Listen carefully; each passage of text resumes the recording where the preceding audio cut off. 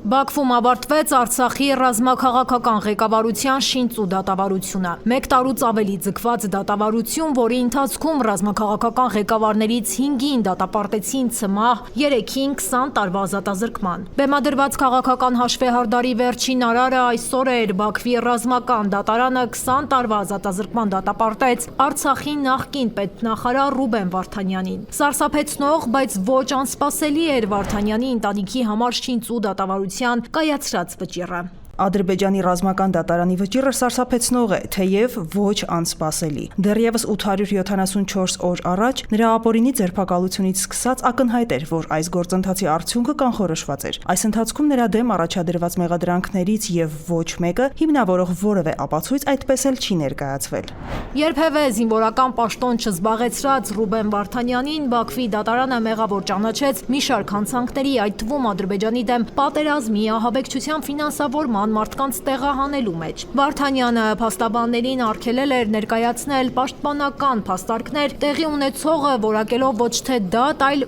ֆարս։ Շուրջ 1 տարի տևած դատավարությանը այդպես էլ որևէ անկախ փաստաբան, իրավապաշտպան ու լրատվամիջոց չմասնակցեց։ Ադրբեջանի նախագահը օրերս ըստ էության բացառել էր, որ Արցախի ռազմաքաղաքական ղեկավարները ազատ կարձակվեն։ Խաղաղության գնացող պետության ղեկավարը Մյունխենում հայ գերիներին անգամ համեմատել էր նացիստներին, զուգահեռներ անցկացնելով Նյուրնբերգյան դատավարության հետ։ Եվրոպական դատարանում գերիների շահերի պաշտպան Սիրանուշ Սահակյանը պնդում է, թե ռազմագերիների, թե քաղաքացիական անձանց եւ թե Արցախի ղեկավարների նկատմամբ հարուցված քրեական գործերն ու դատավարությունները չունեն լեգիտիմ իրավական հիմք։ Դատական ակտերը ինքնին չեն կարող խոչընդոտ հանդիսանալ ազատ արձակման համար, եթե առկա է քաղաքական պայմանավորվածություն։ Լուծումներ առկա են ռազմաքաղաքական ղեկավարների պարագայում, քանի որ նրանք քաղբանտարկյալներ են եւ նրանց ազատազրկումները, դատավարությունները եւ մնացյալ այլ պատժիչ գործունեությունը կապված է Արցախի ինքնորոշման իրավունքի առնչությամբ իրականացված օրինական թույլատրելի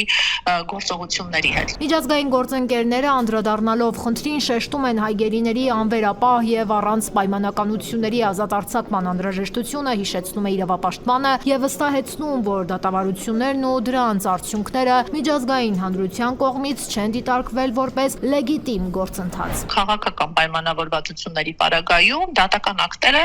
հաստատին խոչընդոտներ չեն հանդիսանում։ Դրա համար ռազմաքաղաքական ղեկավարների պարագայում էլ խիստ անհրաժեշտ չէ ներումների շնորհումը, առանց այդ ձևական ակտերի էլ նրանց ազատ արձակումը եւս կարող է կազմակերպվել ճիշտ նույն հիմունքներով, ինչպես այլ անձանց պարագայում։ 15-20 ցմահ ազատազրկման դատապարտված հայ գերիների եւ Արցախի ռազմաքաղաքական ղեկավարների ազատ արձակման հարցը շարունակում է մնալ օրակարգային, հատկապես այն դեպքում, երբ խոսվում է Հայաստան-Ադրբեջան խաղաղության պայմանագրի հնարավոր կնքման մասին։